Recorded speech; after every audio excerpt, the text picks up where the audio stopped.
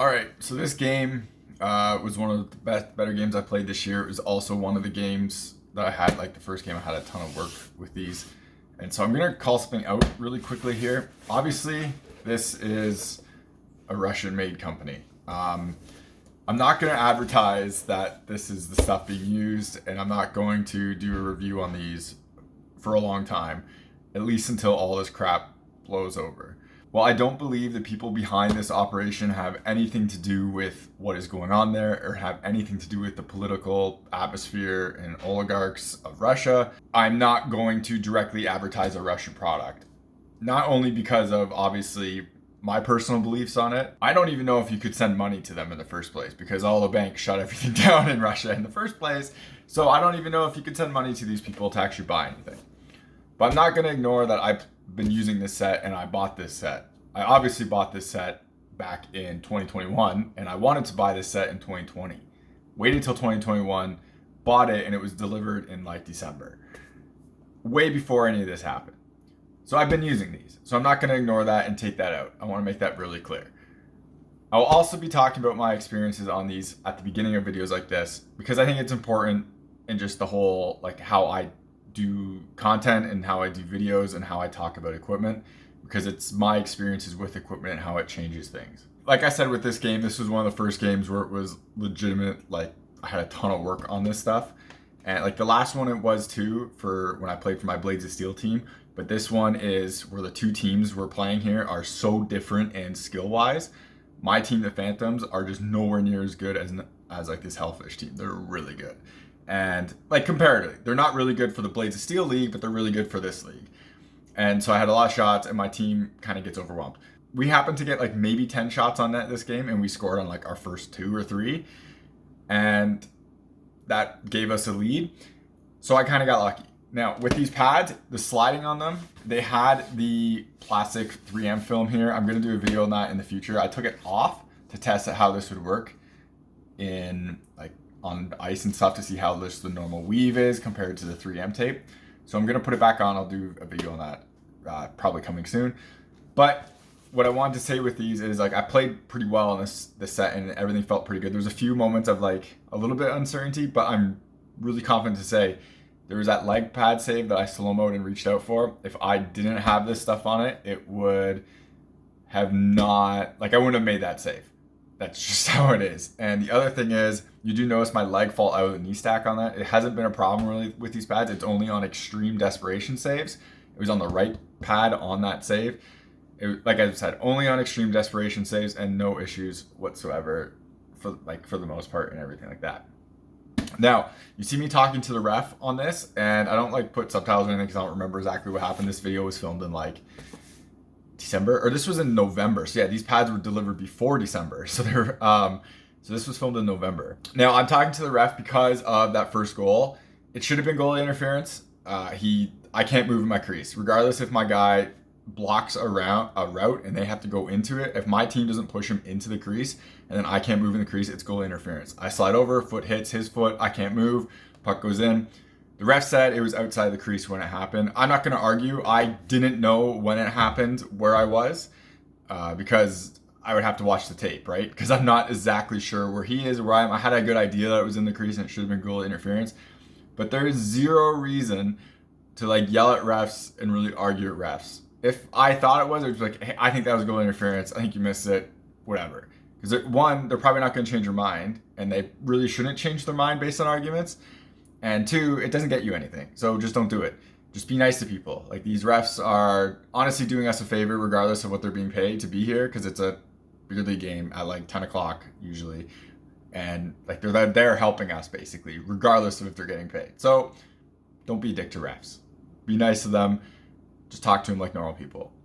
In between periods, the ref was explaining afterwards why he thought it was a goal. And but he said, well, we'll figure it out later. You can let me know the next game. I have a good relationship with most refs I've ever played with. And these guys are no different. They, like, I see them a lot, like in the week, like 3 or 4 times a week. So I talk to them a lot and they're fine. And so he said, just let me know what happens. And I have. But with that said, the second goal that he called off for a kicking motion wasn't a kicking motion. So it should have been a goal. but the first one shouldn't have been a goal. And he even said to me afterwards, that's why it's showing me talk, he said, I don't actually know if that was a kicking motion or not, but I'm not letting it go because I saw how he would basically run through the crease multiple times in this game and how he probably interfered with you. So he's like, I screwed up. I probably screwed up on the first one. We're going to give you this one. We're going to give you the benefit of the doubt of this one. And that's how it is. So this game really should have been 2-1. The first goal shouldn't have counted. The second one should have counted. But regardless, ended up being 3-1 after the empty net. So it all worked out anyways. So it wasn't that bad of a thing. Overall, very happy with the team on this. They played fantastic. I played pretty solid. Got lucky on a few things. But overall, pretty solid all around. My team definitely punched above their weight. Played great defensively, relatively speaking. And we were able to hold off like one of the better teams. So it was overall a good night. And I enjoyed using this stuff. But that's all I'm going to say about that. So if you're buying hockey equipment and you want to support the channel, check out the links in the description.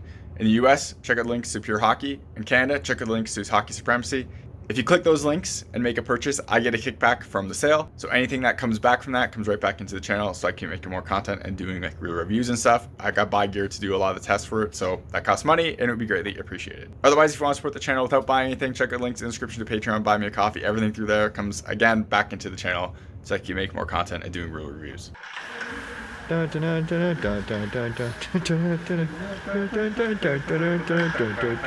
Y'all ready for this?